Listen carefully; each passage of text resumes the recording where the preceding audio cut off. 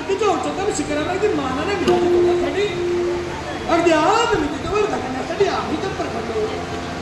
शांत तुल्यता पुन्हा ती रक्षसात ना ही दृष्टा परव्याधीचे धर्मोदय आपला क्षमेसारखा पाप नाही, दयेसारखा धर्म नाही आणि तुषेसारखा महारोगी आहे.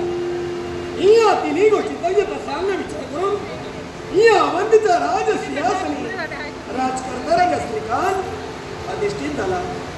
आमच्या मातृ पितृ देवाच्या मुखावडे बाहेर पडणारे मुखंकार होते.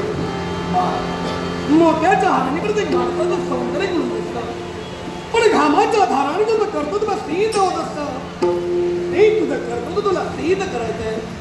मातृ पितृ देवतेचे शब्द अगदी तळहातावरच्या फोडाप्रमाणे गेलेले. 12 वर्षाचा प्रदीर्घ काळ गुरु आश्वनी आलेला. सर्व विद्याभ्यासात मी पारंगत झालो, शस्त्रकलेत मी निपुण झालो आणि 12 वर्षाच्या प्रदीर्घ काळानंतर पुनश्च राज्यात आमचं आगमन झालं. आम्हाला राज्याभिषेक करण्यात ठरवण्यात आलं. शुभ वेळ शुभ मुहूर्त शुभ घडिया पाहण्यात आली. वेदादपी शरादपी शापादपी ब्राह्मण हे आमच्या राजप्रासादिक उपस्थित होते. सप्त सिंधूचं जलाचं मस्तकी सिंचन करण्यात आलं. हा वैदिक मंत्र प्रदान करण्यात आला आणि राजप्रासाद एक जलशोधून बाहेर उतरला. राजा श्रीकांत महाराजांचा जयजयकार असो. राजाधिराज श्रीकांत महाराजांचा जयजयकार असो.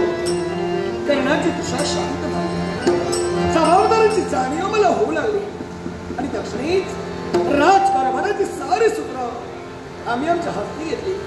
न्यायाने योग्य पद्धतीने आम्ही करू लागलो.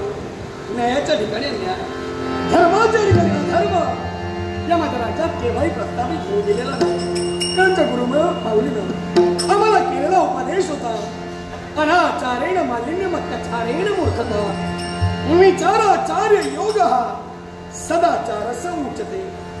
अनाचार केला असेल जीवनात मलिनता येते, अत्याचार केला असेल मूर्खता प्राप्त होते.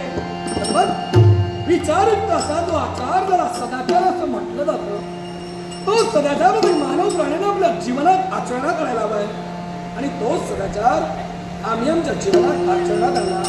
केव्हाही अन्याय किंवा पाप होईल असं वर्तन आम्ही आमच्या जीवनात केव्हाही केलेलं नाही. चारात श्रेष्ठ खंडगणे उद्भीत या 4 खंडीतल्या विश्वगुराची निर्मिती झाली. प्रत्येक प्राण्याला समान बुद्धी वाटण्यात आली, पण बुद्धीला चालना देणं हे एकमेव माणसाचं कर्तव्य होतं आणि ती आमच्या बुद्धिमत्तेला योग्य पद्धतीने चालना देऊन न्यायदान आम्ही योग्य पद्धतीने करत आहोत. कोणत्याही सुखाची कमतरतामध्ये राज्यात अद्यापर्यंत भासलेली नाही आणि भविष्यातही असणार नाही माझा आत्मविश्वास आहे. कर्जा देवाच्या मी आम्हीच भक्ती करत आलो. आसने शयनी भोजनी धनिमनी स्वप्नी चिंतनी नेहमी ज्या जगत्पालक महाविष्णूला मी पूजत आलो. प्रभदा देव वैकुंठिता नारायण कोणत्याही सुखाची कमतरता माझ्या राज्यात ठेवणार म्हणून देवा या माझ्या जगताला सदैव सुख मिळावं एवढी तुझ्या चरणाची मनोभावे प्रार्थना माझ्या